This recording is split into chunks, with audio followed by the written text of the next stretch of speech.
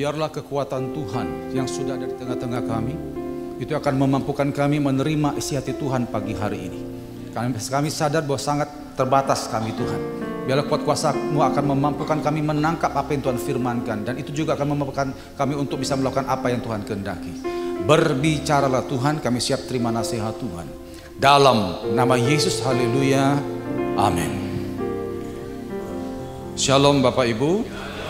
Baik, kita akan belajar firman Tuhan. Mari buka bersama dengan saya Keluaran pasal 14 ayat 21 sampai ayat yang ke-22. Keluaran pasal 14 ayat 21 sampai ayat yang ke-22. Kita akan belajar, ada satu isi hati Tuhan di sini untuk kita perhatikan baik-baik. Demikian firman Tuhan, saya bacakan. Lalu Musa mengulurkan tangannya ke atas laut, dan semalam-malaman itu Tuhan menguakkan air laut dengan perantara angin timur yang keras, membuat laut itu menjadi tanah kering, maka terbelahlah air itu. Demikianlah orang Israel berjalan dari tengah-tengah laut di tempat yang kering, sedang kiri dan kanan mereka air itu sebagai tembok bagi mereka. Saudara, saya percaya kita semua di sini masih membutuhkan mujizat Tuhan. Amin. Omong kosong kalau kita berkata nggak butuh mujizat. Kita masih butuh mujizat. Kenapa Bapak Ibu? Karena hidup ke depan ini bukan makin mudah, bukan makin gampang. Kita akan menghadapi masalah yang kian hari makin bertambah, makin rumit dan makin berat. Otomatis Bapak Ibu, tidak mungkin kekuatan kita murni bisa menghadapi itu semua, nggak bisa. Kita butuh kuasa Allah, kita butuh mujizat Tuhan. Sama seperti bangsa Israel pada waktu itu, mereka baru keluar dari Mesir, mereka bersuka cita, ketemu laut Teberau. Kekuatan mana mereka bisa lolos dari laut itu? Nggak ada. Belakang tentara Mesir senjata lengkap, mereka hanya bisa tolong dengan mujizat daripada Tuhan. Nah saudara, sampai hari ini kita masih butuh mujizat Tuhan. Khotbah hari ini kita bicara masalah mujizat. Amin Bapak Ibu ya. Nah karena ini pengajaran, kita akan masuk bagian demi bagian agar kita punya pemahaman tertata dengan baik. Kita masuk yang pertama, apa itu mujizat? Apa itu mujizat? Mujizat adalah suatu kejadian yang terjadinya tidak bisa dinalar oleh logika manusia dan tidak bisa diciptakan oleh kekuatan manusia. Itu namanya mujizat. Suatu kejadian yang tidak bisa dinalar oleh logika manusia dan tidak bisa diciptakan oleh kekuatan manusia. Itu namanya mujizat atau disebut dengan supranatural. Jadi saudara, kalau saudara sakit minum obat sembuh, itu namanya kesembuhan natural. Tapi kalau engkau sakit, minum obat gak sembuh, dokter angkat tangan, engkau doa, sembuh. Itu namanya supranatural. Yang mengerti katakan amin. Suatu kejadian yang tidak bisa dinalar oleh logika manusia dan tidak bisa diciptakan oleh kekuatan manusia. Nah, saudara, bicara tentang mujizat, ada dua hal yang harus kita perhatikan. Yang pertama, manusia hanya bisa melakukan hal yang natural, tapi Tuhanlah yang melakukan supranatural. Yang pertama. Manusia hanya bisa melakukan hal natural, tapi Tuhanlah yang melakukan supranatural. Contoh, Musa tadi. Musa disuruh Tuhan untuk mengulurkan tongkat. Pukul ke arah laut Teberau. Lalu akhirnya laut itu terbelah dua. Mukul tongkat, ngulurkan tongkat, itu semua orang bisa. Itu namanya natural. Tapi membelah laut itu hanya Tuhan yang bisa. Itu supranatural. Jadi manusia hanya bisa melakukan hal natural, Tuhanlah yang melakukan supranatural. Contoh lagi, 1 Raja 17, janda Sarfat. Pada waktu itu terjadi bencana kelaparan parah. Lalu Tuhan mengutus Elia ke rumah janda itu. Dan janda itu disuruh bikin kue untuk Elia. Tapi janda itu berkata, Pak, hanya tersedia sedikit minyak sama tepung. Itu persediaan terakhir kami. Aku akan buat untuk anakku dan anakku. Habis kami makan, mati. Elia berkata, buat dulu untuk aku. Nanti Tuhan akan berkati engkau. Akhirnya janda ini nurut, dibuatlah roti pertama itu dari apa yang ada untuk Elia. Setelah dibuat roti itu, akhirnya minyak sama tepung tidak habis-habis. Gini Bapak Ibu ya, bikin kue, bikin roti itu natural, semua ibu-ibu juga bisa. Tapi membuat minyak sama tepung nggak habis-habis, itu hanya Tuhan yang bisa. Manusia hanya bisa lakukan hal natural, tapi Tuhanlah yang supranatural. Jadi gini Bapak Ibu ya, untuk mengalami mujizat tidak usah aneh-aneh gitu loh, natural saja. Amin. Kita nggak perlu kumpulkan kembang 7 rupa tuh, nggak usah. Biasa sajalah, natural. Nanti yang supranatural itu bagiannya Tuhan. Yang setuju katakan amin. Itu yang pertama. Yang kedua, mujizat akan terjadi karena Allah kerjasama dengan manusia. Ini poin kedua tentang mujizat harus kita ketahui. Mujizat akan terjadi karena Allah kerjasama dengan manusia. Loh Pak, apakah Tuhan tidak bisa bekerja sendiri? Bisa. Tuhan bisa bekerja sendiri, bisa. Tapi kita bersyukur kita diangkat menjadi rekan sekerja Tuhan. Mujizat akan terjadi karena Allah kerjasama dengan manusia. Contoh, misalkan tadi Tuhan katakan kepada Musa, ulurkan tongkat. Ternyata Musa nggak ulurkan tongkat. Terjadi mujizat itu Bapak Ibu? Tidak. Waktu Elia datang menyuruh janda itu bikin kue. Ternyata janda itu ngambek, tidak bikin kue. Terjadikah mujizatnya? Tidak. Jadi mujizat terjadi karena Allah kerjasama dengan manusia. Nah sayangnya sekarang ini banyak anak Tuhan mengharapkan mujizat tapi tidak mau terlibat dalam proses pembuatan mujizat itu sendiri. Itu dia. Kita mengharapkan mujizat tapi tidak mau terlibat dalam proses pembuatan mujizat itu sendiri. Bagaimana bisa terjadi mujizat? Ingat, mujizat terjadi karena Allah kerjasama dengan manusia. Nah, sekarang jadi pertanyaan, kerjasamanya itu seperti apa, Pak? Itu akan kita bahas pada pagi hari ini. Ada 3 bentuk kerjasama agar mujizat bisa terjadi. Dan 3 poin ini Bapak Ibu adalah hal yang sederhana, yang saudara sering dengar, tapi seringkali kita mengabaikannya. Yang pertama adalah ketaatan. Ketaatan. Engkau taat, mujizat akan gampang mudah engkau rasakan Bapak Ibu. Amin. Nah sekarang pertanyaannya, taat itu apa? Apakah taat itu adalah orang yang rajin ke gereja? Boleh, bisa. Apakah taat itu adalah orang-orang yang khotbah pelayanan? Boleh, bisa. Tapi itu pengertian yang sangat dangkal. Apa itu taat? Taat, mari buka Lukas pasal 5. Kita belajar dari Simon Petrus yang menunjukkan tentang arti taat itu sendiri. Lukas pasal 5 ayat 4 sampai 5.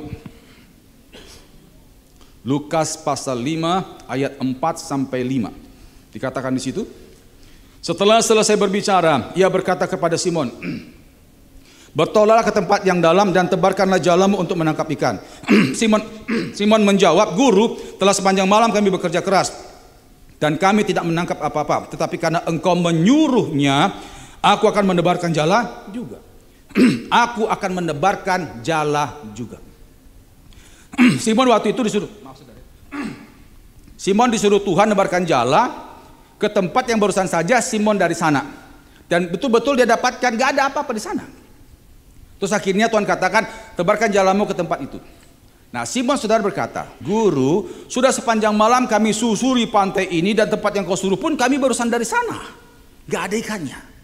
Saudara gini, perlu kita ketahui, bukan baru kali itu Petrus jadi nelayan loh ya, tidak. Bukan baru hari itu jadi nelayan, dia sudah lama jadi nelayan. Dia berangkat dari keluarga nelayan, bahkan dari kecil dia sudah nelayan. Jadi karena dia sudah lama jadi nelayan, otomatis apa? Naluri kenelayanannya itu tajam. Dia tahu musim ikan, dia tahu cara nangkap ikan. Ikan berkumpul banyak di mana, dia tahu. Semua ilmu tentang ikan dia sudah kerahkan dan hari itu hasilnya itu 0. Dan hari itu Tuhan menyuruh dia menebarkan jala yang barusan saja Petrus dari sana. Yang mata kepala sendiri lihat, gak ada ikan di situ. Coba saya nanya Bapak Ibu, kalau saudara jadi Petrus, tanggapan saudara apa? Kita disuruh mengulang lagi hal yang barusan saja kita kerjakan dan hasilnya 0. Apa tanggapan saudara? Kalau saya jadi Petrus Bapak Ibu, saya akan katakan, tuh ini buang-buang waktu sajalah. Ya kan? Oh kita barusan dari situ kok. Mata kepala kita sendiri gak ada ikan. Nah kita disuruh ngulangi lagi yang sudah jelas hasilnya 0 itu loh. Bagi saya dibuang waktu sajalah. Tapi apa kata Petrus? Perhatikan ini. Ini arti taat. Ayat yang kelima perhatikan. Guru, telah sepanjang malam kami bekerja keras dan kami tidak menangkap apa-apa. Tapi karena engkau menyuruhnya, itu dia. Karena kau yang suruh, aku akan menebarkan jala juga. Seolah-olah Petrus berkata, Guru, ilmu tentang ikan sudah kukerahkan, hasilnya 0. Bahkan tempat yang kau suruh itu pun juga 0. Gak ada ikan di situ. Tapi oke lah, karena kau yang suruh, aku akan tebarkan jala juga. Arti taat adalah menundukkan logika, perasaan, rencana dan harga diri di bawah perintah Tuhan. Itu taat. Menundukkan logika, perasaan, rencana dan harga diri di bawah perintah Tuhan. Jadi kalau katakan saya sering khotbah, pelayanan ternyata ada perintah Tuhan yang saya tawar-tawar dengan logika saya, maaf saya belum taat. Taat itu adalah menundukkan logika, perasaan, rencana dan harga diri di bawah perintah Tuhan. Jujur Bapak Ibu ya, ada 3 kesulitan kita untuk taat perintah Tuhan. Yang pertama, jika perintah itu bertentangan dengan akal kita. Jika perintah itu bertentangan dengan akal kita. Contoh, kita disuruh mengampuni orang yang bolak-balik nyakiti kita. Wah itu Susah itu, susah. Atau yang kedua, jika perintah itu mengandung resiko yang besar, resiko yang berat. Contoh kita disuruh menginjili orang yang benci Yesus. Wah, itu agak berat itu. Atau yang ketiga, jika perintah itu berkaitan dengan desakan kebutuhan. Desakan kebutuhan. Katakanlah kita punya uang 1 juta, satu-satunya harta kita. Tiba-tiba Tuhan suruh kasih orang lain. Wah, itu berat itu, berat itu, berat. Tapi kalau saudara taat, mujizat pasti akan terjadi. Kalau engkau taat, mujizat pasti akan terjadi. Saya pernah nangani pelepasan, ada 2 orang waktu itu. Si bapak ini, dia berguru di salah satu kuburan angker di Surabaya. Kalau sudah pernah ke Perak itu kuburan Bahratu. Itu dia cari ilmu di sana. Cari ilmu situ 4,5 tahun, katanya itu. Yang sampingnya adalah seorang ibu yang kepahitan dengan orang tuanya. Kira-kira menurut bapak ibu, yang secara spirit beratnya yang mana? Yang paling berat? Pasti yang berguru di kuburan, di kuburan angker itu. Kalau kepahitan kan, ya semua orang juga tahulah kan begitu ya. Tapi saudara tahu waktu didoakan pelepasan, yang berguru di kuburan angker itu nggak sampai 15 menit selesai. Naga putih langsung keluar. Tapi yang kepahitan, 2 jam. Badan mutar-mutar-mutar.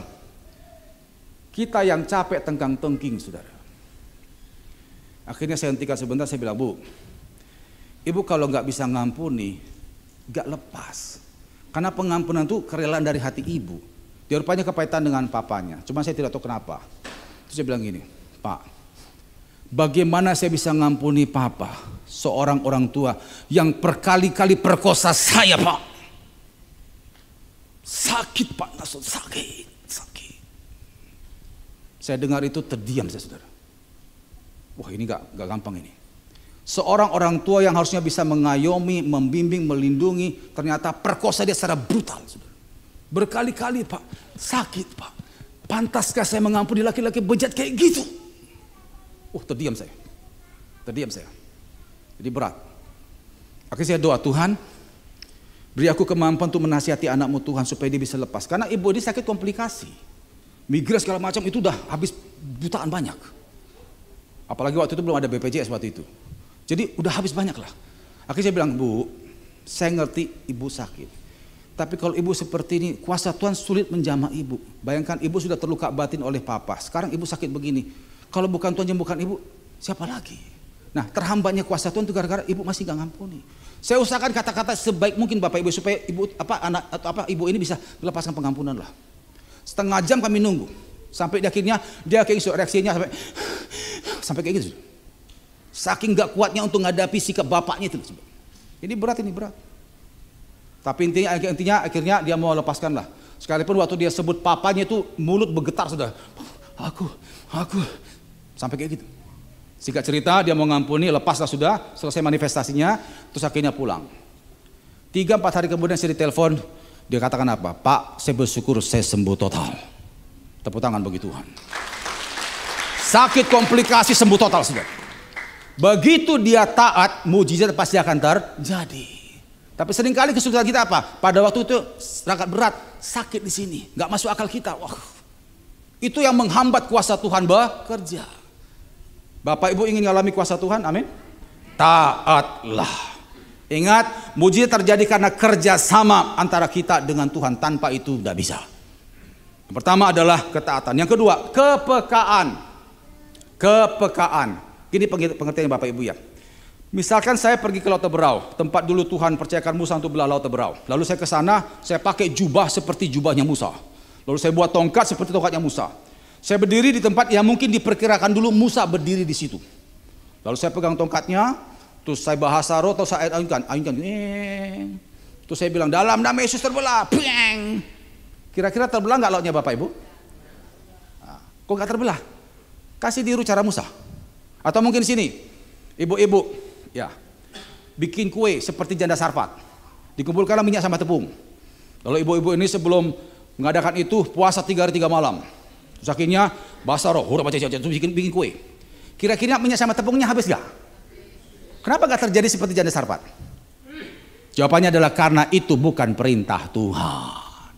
Mujizat tidak akan terjadi karena inisiatif, tidak.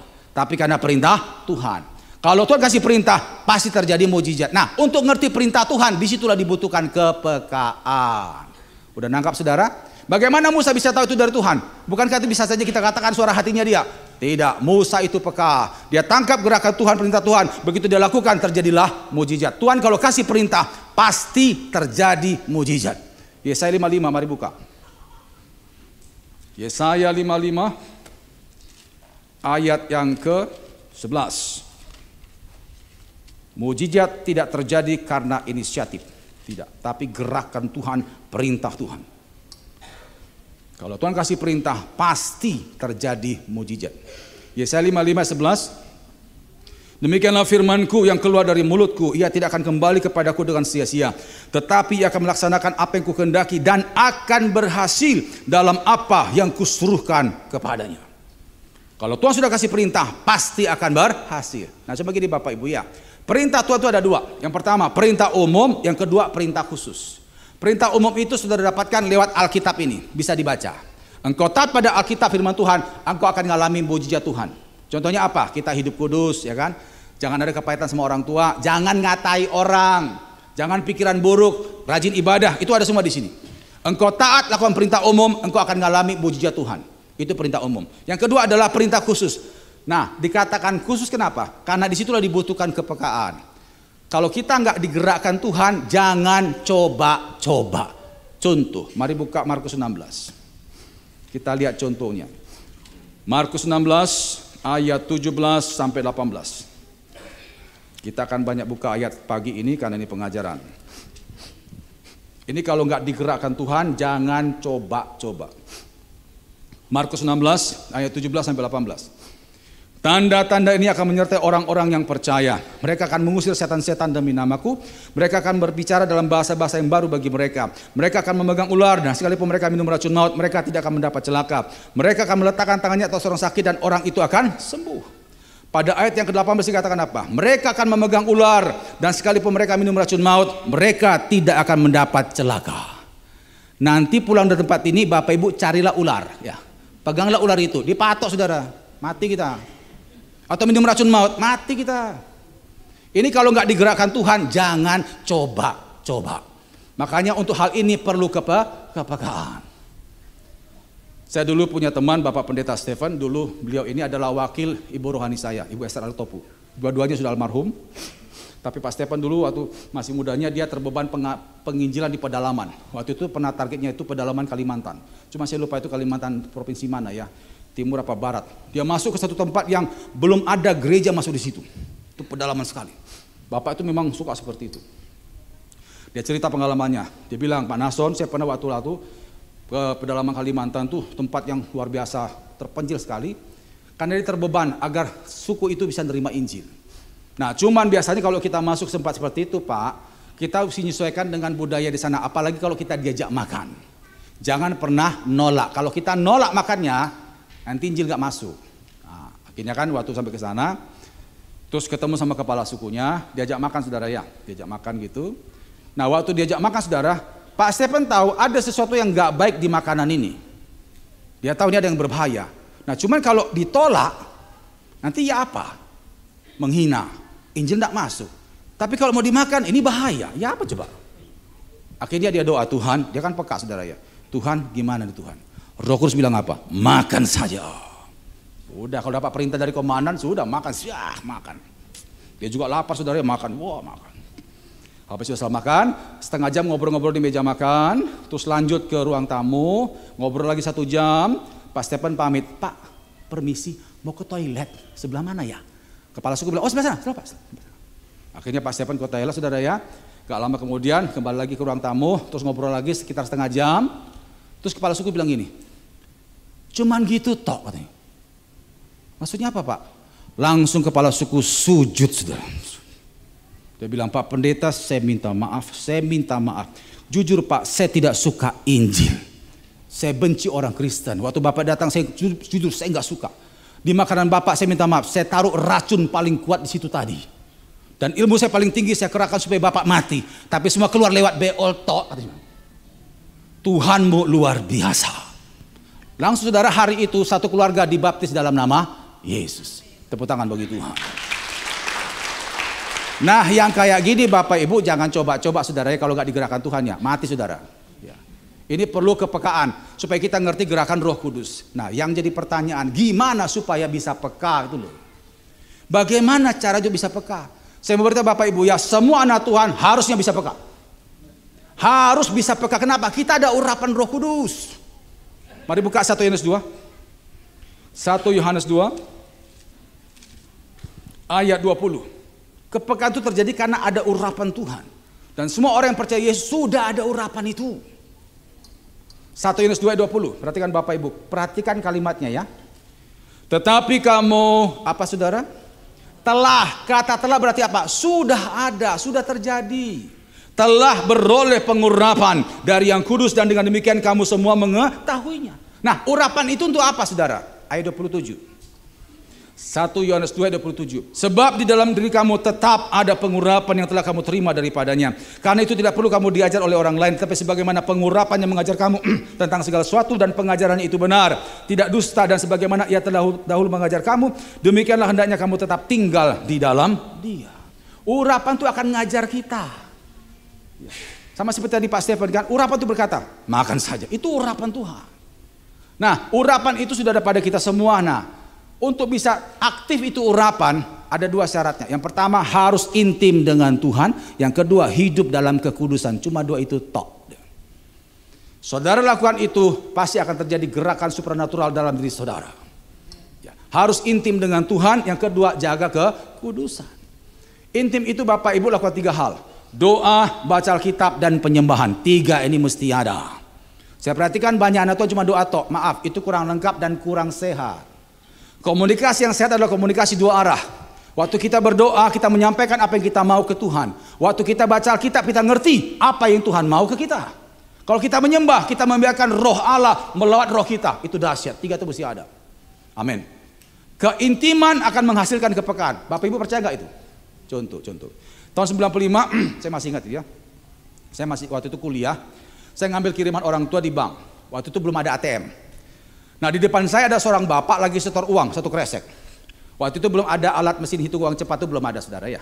Saya perhatikanlah si mbak itu waktu ngitung uang, dia kan pakai tangan. Itu uang segepok gitu, dihitung. Terus tiba-tiba tangannya berhenti. Tok. Terus dia bilang gini, Pak ini kayaknya uang palsu Pak. Si bapak bilang, ah masa sih mbak? Ini coba dicek sinar ultraviolet. Waktu dicek di sinar ultraviolet, betul uang palsu. Loh, kok bisa sih mbak tahu itu uang palsu? Hanya cuma gini tok coba. Bapak Ibu nanti coba di rumah ya, coba gini, bisa nggak? Bisa. Kenapa mbak itu bisa? Karena tiap hari jari-jarinya bersentuhan dengan uang asli itu loh. Karena saking seringnya terhafal itu. Begitu dia ngerasakan ada permukaan uang yang tidak seperti biasa dia jumpai, dia tahu itu palsu saudara. Karena sering itu loh. Contoh supaya kita ngerti bahwa kepekaan itu terjadi karena keintiman. Misalkan depan Bapak Ibu ya ada 3 gelas. Diisi Coca-Cola, Fanta sama Sprite. Kira-kira Bapak Ibu bisa nggak dengan mata tertutup hanya mencicipi, membedakan, oh Coca-Cola, Fanta, Sprite. Kira-kira bisa nggak? Kenapa bisa saudara? Karena sering minum. Bukan pernah minum, sering minum. Karena saking seringnya air Fanta, Coca-Cola, Sprite bersentuhan dengan lidah saudara. Akhirnya apa? Hafal dengan sendirinya. Itu nggak dibuat-buat, hafal dengan sendirinya. Karena saking seringnya otomatis begitu dikasih, saudara tutup mata, cicipi, Fanta, Coca-Cola, langsung tahu. Karena saking seringnya. Demikian juga kalau kau sering baca Alkitab, doa penyembahan, hadirat Allah menyentuh rohmu tiap hari. Terus tiap hari begitu. Sehingga nanti ada sesuatu yang Tuhan tidak suka, pasti terasa di sini saudara. Amin. Makanya saya sangat yakin percaya anak Tuhan harusnya tidak ada yang tidak peka, semua harus peka. Saya pernah dengar kesaksian, maaf kalau banyak kesaksiannya. Seorang bapak di Surabaya ngundang saya bestonan di rumahnya karena ucapan syukur. Dia cerita, saya bersyukur Pak kepada Tuhan bikin bestonan ini karena saya diselamatkan Tuhan. Dia pengusaha Bapak Ibu. Jadi terjadinya itu berapa minggu lalu, dia ada mau kerja sama dengan orang Korea. Waktu orang Korea itu presentasi di pabriknya, Bapak ini bilang gini, waktu dia presentasi Pak, otak saya oke, hati saya oke, tapi yang di dalam kok nggak oke. Dia ini pendoa saudara, pengusaha tapi pendoa. Otak saya oke, bagus presentasinya, tampil bagus. Hati saya oke, tapi yang di dalam tuh kok nggak oke. Dia bingung ini ada apa gitu. Akhirnya nggak jadi tantangan hati itu, langsung dia minta waktu 3 hari untuk dia puasa. Orang Korea oke lah kita puasa, kasih waktu 3 hari. 3 hari dia puasa, mendekati hari ketiga kok makin tidak oke yang di dalam itu. Nah cuma dia tahu itu dari Tuhan, cuma nggak ngerti itu apa. Singkat cerita waktu ketemu hari ketiganya langsung dia batalkan. Itu orang Korea marah-marah tinggalkan pabrik. Dia nggak peduli lah. Nggak sampai 2 minggu saudara, namanya Pak Rudi. Pak Rudi ini datangi sama teman-temannya dari luar kota, pengusaha juga, ngobrol di kantornya. Terus mereka, Pak Rudi ceritakan tentang masalah pengalaman orang Korea itu. Terus temannya bilang gini, loh kamu ketemu orangnya dah? Iya. Terus jadi deal? Enggak, syukurlah aku kena tipu dia. Rupanya itu mafia dari Korea buang barang ke Indonesia. Kalau Pak Rudi diterima, bangkrut perusahaan, pasti bangkrut saudara. Nah saya mau nanya saudara, itu siapa yang bergerak? Urapan Tuhan. Maka saudara, saya percaya kalau saudara dekat dengan Tuhan, engkau pasti tidak gampang kena tipu orang. Kenapa? Karena roh Allah pasti akan bekerja. Maka saudara, intilah dengan Tuhan. Yang kedua, hidup dalam kekudusan. Kalau engkau banyak doa, baca Alkitab, penyembahan tapi nggak hidup kudus, masih suka nipu, suka misu, nggak dapat saudara. Buka Yesaya 59. Yesaya 59 ayat 1 sampai 2. Kita khotbah, pelayanan mana-mana, doakan orang tapi nggak hidup kudus, masih simpan kepahitan. Ya. Juga kadang-kadang nipu orang, ya mana dapat saudara begitu. Ya. Yesaya 59 ayat 1 sampai 2. Sesungguhnya tangan Tuhan tidak kurang panjang untuk menyelamatkan, dan pendengaran tidak kurang tajam untuk mendengar. Tetapi yang merupakan pemisah antara kamu dan Allahmu ialah segala kejahatanmu, dan yang membuat dia menyembunyikan diri kamu sehingga ia tidak mendengar ialah segala dosamu. Segala dosa termasuk dosa kecil. Itu yang membuat Tuhan sulit bergerak menjamah engkau. Makanya saudara, kalau saudara intim dengan Tuhan, tambah lagi nggak aneh-aneh, hidup kudus, urapan Tuhan luar biasa menjamah engkau. Dan engkau akan betul-betul dikelilingi mujizat Allah, itu luar biasa. Jadi yang pertama adalah ketaatan, yang kedua kepekaan, yang ketiga, yang terakhir adalah melayani Tuhan. Perlu ada kerjasama antara kita dengan Allah. Yang pertama ketaatan, yang kedua kepekaan, yang ketiga adalah layanilah Tuhan. Kenapa kita perlu melayani? Mari buka Matius 28. Ada apa rupanya di balik pelayanan itu? Matius 28 ayat 19 sampai 20. Apa hubungan mujizat Allah dengan pelayanan? Kita lihat sini. Matius 28 ayat yang ke-19 sampai 20. Karena itu pergilah, jadikanlah semua bangsa muridku, dan baptislah mereka dalam nama Bapa dan Anak Roh Kudus, dan ajarlah mereka melakukan segala sesuatu yang telah kuperintahkan kepadamu, dan ketahuilah, aku menyertai kamu senantiasa sampai kepada akhir zaman. Perhatikan Bapak Ibu, perkataan Tuhan Yesus yang berkata, aku menyertai kamu senantiasa sampai pada akhir zaman, itu ditujukan kepada siapa? Ya, kepada orang-orang yang mau diutus melayani itu loh. Pergilah dan baptislah mereka, itu dia. Kalau engkau pergi melayani Tuhan, Alkitab kata apa? Aku menyertai engkau. Buka lagi Kisah Rasul 1. Kisah Rasul 1. Supaya kita ngerti bahwa kuasa Allah tidak akan terjadi bagi mereka yang pengangguran rohani. Nggak akan terjadi itu. Kisah Rasul 1 ayat 8. Kisah Rasul 1 ayat 8. Dikatakan di sana, tetapi kamu akan menerima kuasa kalau Roh Kudus turun ke atas kamu, dan kamu akan menjadi apa saudara? Saksiku. Itu pelayanan. Saksiku di Yerusalem dan di seluruh Yudea dan sampai ke ujung bumi. Kuasa Allah akan bekerja kalau engkau melayani Allah, bersaksi bagi Kristus Tuhan. Itu akan terjadi kuasa Allah. Saya percaya Bapak Ibu di sini pelayanan pasti mengalami kuasa Tuhan toh? Pasti. Karena kita berfungsi bagi kerajaan sorga. Dalam Yohanes pasal 15 juga dikatakan, ranting yang tidak berbuah diapakan Bapak Ibu? Dipotong. Ranting yang berbuah dibersihkan, dipelihara Tuhan. Itu dia. Kalau engkau berbuah, engkau akan mengalami pemeliharaan ilahi, itu engkau akan mengalami Bapak Ibu. Engkau akan mengalami kuasa Allah karena engkau berbuah itu. Satu contoh kesaksian agak ekstrim, mungkin gak tahu saya pernah cerita sih tidak ya. Ini mama saya. Dulu mama saya tinggal di Belawan, Kota Medan Bapak Ibu ya. Dulu saya banyak berdoa supaya Tuhan banyak menyertai mama saya, karena mama saya tinggal sendiri di sana. Bapak saya sudah meninggal 2008. Mama saya dulu waktu itu masih ngotot tinggal di situ karena dia pelayanan di gereja GPIB, gereja Protestan. Kalau sekarang kan mama saya sudah pensiun dari pelayanannya, tinggal sama adik saya di Malang. Nah, waktu itu dia masih di Medan, saya suruh pindah ke Surabaya, gak mau. Dia bilang, mama masih pelayanan di sini, mama masih dibutuhkan. Dia nangani orang-orang lansia, Bapak Ibu, kaum ibu lansia itu tangani. Akhirnya saya sering doa, Tuhan tolong sertai mamaku Tuhan. Kami jauh Surabaya, mama di Medan. Apalagi mama tinggal sendirian, mama saya itu mandiri betul. Ya. Tuhan sertai mamaku, saya doa tiap hari itu. Sampai satu saat terjadi saudara ya, waktu itu mama saya tugas di gereja gereja GPIB, dia waktu itu bantu untuk pelayanan perjamuan kudus. Kalau perjamuan kudus di gereja Protestan Bapak Ibu, apalagi GPIB itu bukan roti seperti roti kita yang kita kan udah buatan cetakan pabrik ya. Kalau dia enggak, roti tawar yang dipotong hari itu. Apalagi itu kalau sudah mejanya diaken, majelis itu meja khusus, itu ada cawan perak di situ. Itu lebih kelihatan khusus sekali gitu loh. Nah itu tugas mama saya. Ibadahnya waktu itu kalau jam 9, jadi jam setengah 8 mama saya sudah di tempat.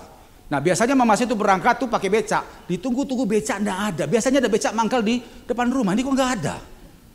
Becak enggak ada, angkot enggak ada, apalagi taksi karena ini komplek perumahannya pelabuhan. Waduh, mama saya lihat, waduh jam jalan terus nih kalau enggak berangkat ya apa nanti. Akhirnya dia bilang, Tuhan, aku mesti jalan kaki Tuhan. Tolong kuatkan kaki dalam nama Yesus. Kuatkan lututku. Mama saya udah tua waktu itu 70 tahun saudara. Jarak dari rumah ke gereja itu ada 3 kilo. Ya. Tumpang tangan dia, kuatkan kakiku Tuhan, kuatkan. Terus dia kunci pintu, dia kunci pagar. Terus dia begitu baru berapa langkah lewati keluar dari pagar, tiba-tiba ada seorang anak muda naik sepeda motor helm teropong. Jadi cuma matanya tuh yang kelihatan. Datangi mama saya, tante mau ke gereja? Mama saya jawab, iya saya mau ke gereja. Ikut saya antar ke gereja. Oh, kau juga mau ke gereja? Tanya mama saya. Iya saya mau ke gereja. Oh iya. Akhirnya mama saya naik sepeda motor. Naik motor otomatis lebih cepat dari becak. Nah mama saya cerita, waktu di motor itu orang ini nggak ngomong sama sekali. Mama saya juga nggak nanya. Mama saya cuma batin. Paling anak-anak iot ini. Paling anak sianu. Cuman batin aja saudara ya. Sampailah di gereja. Kalau saudara pernah ke Belawan itu ada gereja GPIB Yope Belawan. Itu gereja pada waktu saya cerita di kejadian mama saya. Itu gereja itu pas di ujung Gang Buntu Bapak Ibu. Dari jalan raya ke gereja itu ada sekitar hampir 100 meter. Itu jalan kecil karena masuk gang. Itu gereja GPIB Yope. Waktu mama saya sampai di sana, turun dari sepeda motor, lalu tepuk pundaknya. Makasih nak ya, Tuhan berkati. Oh ya tante, hati-hati tante ya. Tiba-tiba kaget ya, kaget. Nah. Orang itu hilang, saudara. Mama saya sampai kaget. Di mana tuh orang? Yo. Saudara ini bukan film Superman ya, bukan Avenger ini bukan. Ya. Tiba-tiba, mama saya ketakutan. Loh, mana itu orang?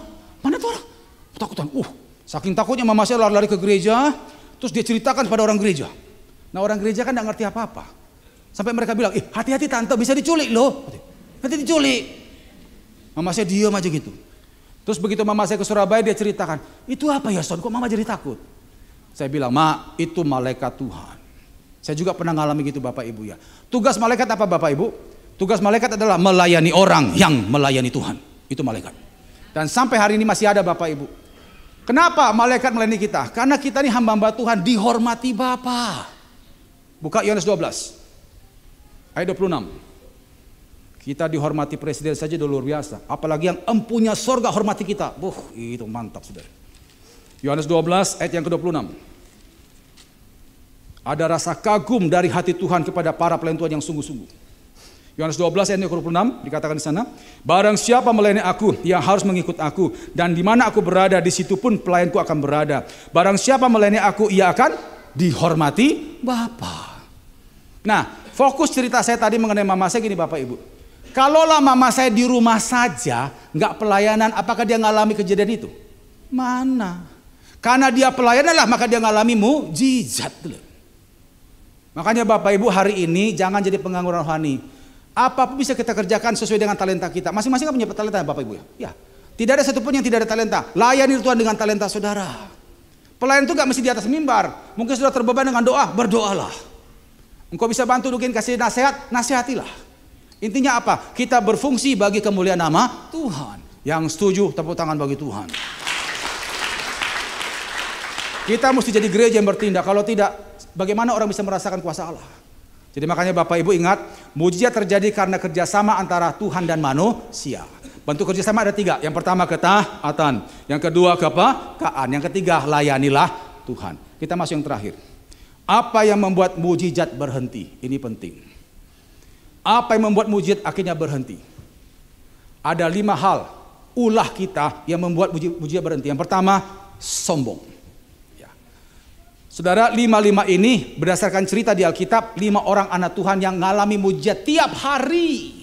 Tapi tiba-tiba berhenti Yang pertama itu karena sombong. Nanti bisa baca 2 Tawari 26, satu pasal. Itu Raja Uzia. Usianya masih muda pada waktu itu, dia angkat jadi raja. Dan selama dia rendah hati, dia taat pada firman Tuhan, perkara ajaib Tuhan lakukan. Dia mengalami mujizat tiap hari, sampai namanya terkenal di mana-mana. Tapi begitu namanya tenar, dia luar biasa terkenal, dia sombong. Masuk bait Allah, lalu mulai mengatur-ngatur di situ, padahal tidak ada hak raja di situ. Sudah ditegur sama Imam Azaria, tapi tidak melawan. Kita karena sombongnya. Begitu dia ngelawan, langsung kena sakit kusta. Dan hari itu juga berapa lama kemudian mati di tempat, saudara. Orang sombong bukan berhadapan dengan setan, tapi berhadapan dengan Tuhan, karena sifat sombong adalah sifatnya setan, saudara. Langsung mujizat berhenti. Itu yang pertama, sombong. Yang kedua, mulai kompromi dengan dosa. Mulai kompromi dengan dosa. Dulu belum tenar, kencang. Pokoknya kata Tuhan ini, kencang. Tapi begitu terkenal, kuat, gak apa-apalah, Tuhan ngerti kok. Contohnya siapa di Alkitab? Yosafat. Nanti bisa baca 2 Tawari 18. Yosafat, Alkitab katakan dia kaya, kuat, terhormat, luar biasa. Setiap hari mujizat Allah, tapi akhirnya berhenti karena dia mulai kompromi dengan dosa. Jadi saudara, kalau saudara baca dalam 2 Tawari 18, Yosafat itu menjadikan Ahab besannya.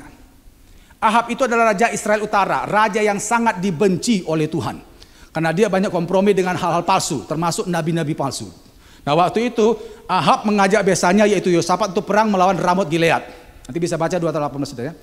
Nah biasanya kalau raja Israel mau perang, pasti akan tanya nabi dulu, apakah direstui atau tidak. Akhirnya dia tanyalah Nabi Zedekia, itu nabi-nabinya Raja Ahab. Tapi ini kumpulan nabi palsu. Waktu ditanya, Zedekia, kira-kira Tuhan mengendaki nggak kami berangkat perang Ramot Gilead? Zedekia berkata, roh Tuhan menyertai kalian, engkau akan mengalami kemenangan. Yosafat mendengar itu nggak pas hatinya, lalu berkata, apa nggak ada nabi lain selain ini? Ahab berkata, ada Nabi Mika, cuman omongannya nggak enak. Omongannya nggak enak. Panggil aja lah. Akhirnya Nabi Mika datang. Nah ini baru Nabi Tuhan. Ditanya, Mika, kira-kira menurutmu apakah kami boleh perang melawan Ramot Gilead? Apa kata Tuhan? Terus Mika berkata, kalau kalian perang, kalian akan mati. Ahab bilang, kan nggak enak omongannya, nggak enak. Akhirnya sudah tahu, Alkitab katakan Nabi Zedekia, pemimpin nabi palsu, langsung maju ke depan dan tampar Nabi Tuhan. Pas. Lalu Nabi Mika diseret ke penjara, saudara. Yosafat ada di situ dan Yosafat diam saja, nggak bertindak membela hambanya ini. Lalu Alkitab berkata, Ahab dan Yosafat berperang melawan Ramot Gilead. Bukankah itu nabi palsu yang katakan itu? Berarti Yosafat tunduk pada nabi palsu. Dan betul terjadi, begitu perang melawan Ramot Gilead, Ahab mati tewas, saudara. Dan akhirnya nanti kalau sudah baca 2 Tawari 19, Nabi Yehu diutus Tuhan menegur Yosafat, kau kerjasama dengan orang fasik, oleh karena itu Tuhan murka terhadap engkau. Mujizat berhenti. Kompromi dengan dosa. Yang ketiga, ketergantungan akan Tuhan mulai berkurang. Mujizat akan berhenti pada waktu ketergantunganmu akan Tuhan mulai berkurang. Setelah diberkati, ngalami mujizat, punya ini, punya itu, akhirnya apa? Tidak lagi ngandalkan Tuhan, ngandalkan dokternya, ngandalkan uangnya, ngandalkan kenalannya. Itu contohnya di Alkitab Raja Asa. Nanti bisa baca 2 Tawari 16. Bapaknya Yosafat. Semula bergantung pada Tuhan sehingga apapun musuh mereka dihabiskan. Negara itu dalam 2 Tawari 15 dibuat Tuhan aman luar biasa. Tapi berjalannya waktu, dia mulai mengandalkan Raja Aram. Perkakas rumah Tuhan diberikan kepada Raja Aram. Padahal itu perkakas rumah Tuhan. Dengan harapan apa? Agar Raja Aram kelak bisa bela dia. Nggak minta lagi pertolongan Tuhan. Nanti kalau sudah baca dalam 2 Tawari 16, Tuhan kerahkan Nabi Hanani. Tegur dia. Kenapa kau suka mengandalkan orang lain? Sejak itu mujizat berhenti. Raja Asa dibiarkan Tuhan mati dengan sakit di kakinya. Itu yang ketiga. Yang keempat, menggunakan otoritas untuk menindas yang lemah. Dulu diberkati ngalami mujizat, terus tenar kemana-mana. Dengan otoritasnya dia tindas yang lemah. Hari itu mujizat berhenti. Siapakah dia Bapak Ibu? Daud. Daud dulu sangat mengandalkan Tuhan. Begitu raja-raja menjadi raja gantikan Saul, dia perkosa Batseba. Itu anak buahnya. Lalu dengan otoritas raja dia bunuh Uria, suaminya Batseba. Hari itu mujizat berhenti total. Dia mengalami kehancuran rumah tangga, anak-anaknya baku bunuh, saling perkosa, saudara. Itu Daud. Mujizat berhenti hari itu. Ya, untungnya Daud masih bisa bertobat lah, tapi perlu waktu panjang tuh rasakan sakitnya itu Bapak Ibu. Lalu yang kelima adalah keintiman dengan Tuhan berkurang. Keintiman dengan Tuhan berkurang. Ya, dulu ngalami mujizat Allah luar biasa saat teduhnya, karena sudah diberkati, saat teduhnya boleh bolong-bolong, sudah nggak ke gereja, mujizat pasti akan berhenti. Nah, kita lihat ayatnya, Wahyu pasal 2. Wahyu pasal 2. Apalagi nanti kita mau mendekati puasa Bapak Ibu ya. Katanya juga gereja ikut puasa. Bangunlah intim dengan Tuhan di sana Bapak Ibu. Itu sangat penting. Jangan sampai kendor. Wahyu pasal 2 kita akan lihat bagaimana jemaat Efesus ditegur Tuhan karena mereka kehilangan kasih mula-mula. Wahyu pasal 2 ayat 1 sampai 5. Tuliskanlah kepada malaikat jemaat di Efesus. Inilah firman dari Dia yang memegang ketujuh bintang di tangannya kanannya dan berjalan di antara ketujuh kaki dian emas itu. Aku tahu segala pekerjaanmu, baik jerih payahmu maupun ketekunanmu. Aku tahu bahwa engkau tidak dapat sabar terhadap orang-orang jahat, bahwa engkau telah mencobai mereka menyebut dirinya rasul, tetapi yang sebenarnya tidak demikian. Bahwa engkau telah mendapati mereka pendusta, dan engkau tetap sabar dan menderita oleh karena namaku dan engkau tidak mengenal lelah. Namun demikian aku mencela engkau, karena engkau telah meninggalkan apa saudara? Kasihmu yang semula. Sebab itu perhatikan, ingatlah betapa dalamnya engkau telah jatuh. Bertobatlah dan lakukan lagi apa yang semula engkau lakukan. Jika tidak demikian, aku akan datang kepadamu dan aku akan mengambil kaki dianmu dari tempatmu jikalau engkau tidak bertobat. Saudara, kalau sudah perhatikan ayat ini, jemaat Efesus adalah jemaat yang sangat diberkati Tuhan dan sangat sungguh alami kuasa Tuhan sebenarnya. Perhatikan pada ayat yang kedua.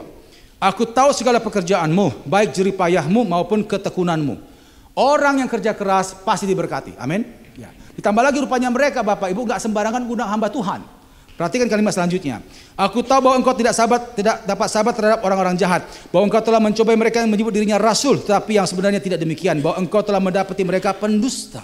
Berarti mereka gak sembarangan ngundang pengajar. Gak sembarangan Bapak Ibu. Pengajarannya ketat untuk firman Tuhan. Lihat lagi ayat yang ketiga. Dan engkau tetap sabar dan menderita oleh karena namaku, dan engkau tidak mengenal lelah. Pelayanannya luar biasa. Tapi sayangnya perhatikan ayat yang keempat. Namun demikian aku mencela engkau, karena engkau telah meninggalkan kasihmu yang semula. Perhatikan yang kelima. Sebab itu ingatlah betapa dalamnya engkau telah jatuh. Betapa dalamnya engkau telah jatuh. Saudara, kita seringkali anggap remeh masalah saat teduh. Gak apa-apa lah Pak, yang penting kan saya gak ganggu orang, gak ngutang-ngatik hidup orang. Saudara tahu, ayat tadi katakan betapa dalamnya kau jatuh, itu kepada siapa itu? Bukan kepada pembunuh, tidak. Bukan kepada pemerkosa, tidak. Kepada mereka yang kehilangan saat teduh, itu saudara. Jadi jangan anggap enteng masalah saat teduh. Begitu kita bolong-bolong saat teduh, Alkitab katakan, kau sudah dalam jatuh. Bagi Tuhan itu bahaya.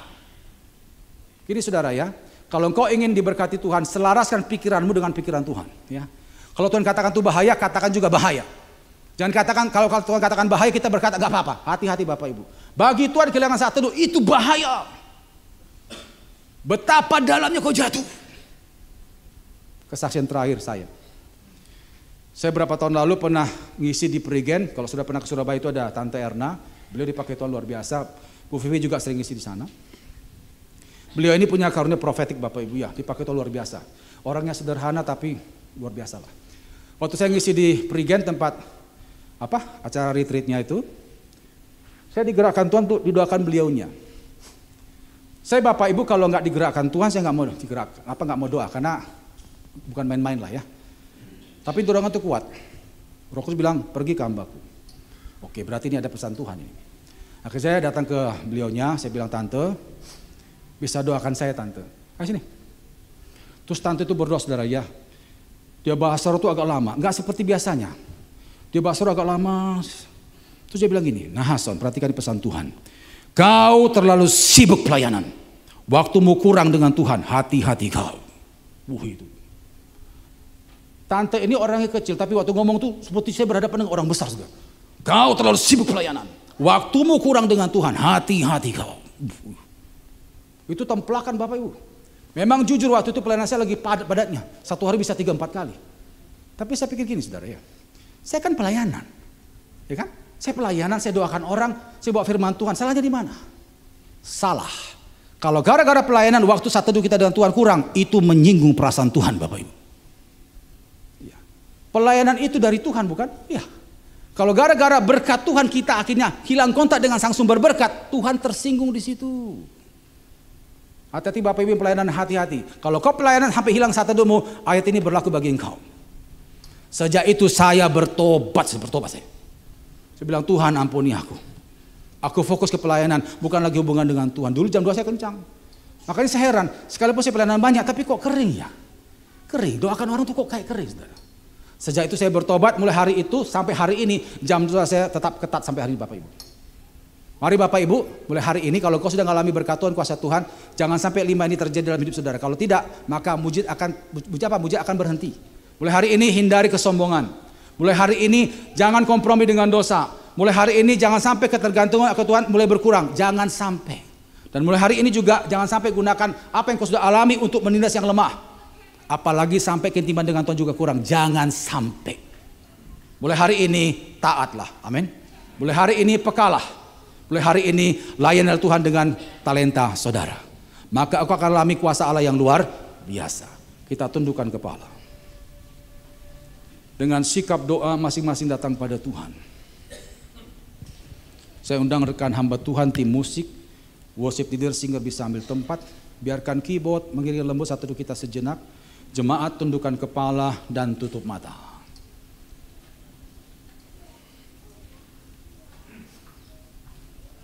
Pada waktu saudara tundukkan kepala dan tutup mata, di situ hanya engkau dan Tuhan yang ada. Tidak ada orang lain di sana. Saya yakin percaya kita semua masih menunggu mujizat Allah terjadi dalam hidup kita.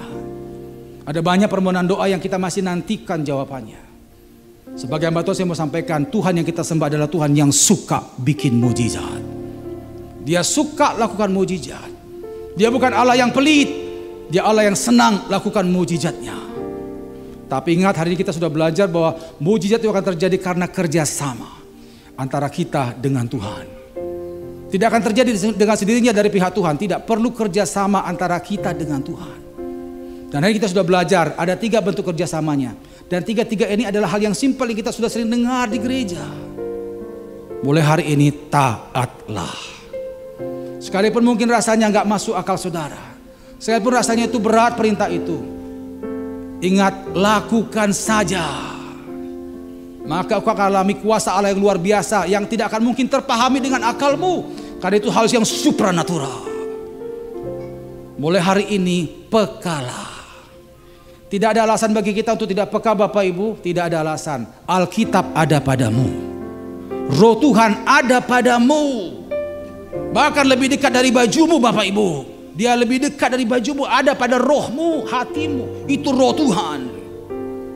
Cuman sayang kita gak pernah punya waktu banyak dengan dia. Mulai hari ini intimlah dengan Tuhan. Doa, baca Alkitab, penyembahan. Lalu yang penting adalah hidup kudus. Maka kuasa Allah yang luar biasa akan menaungi engkau.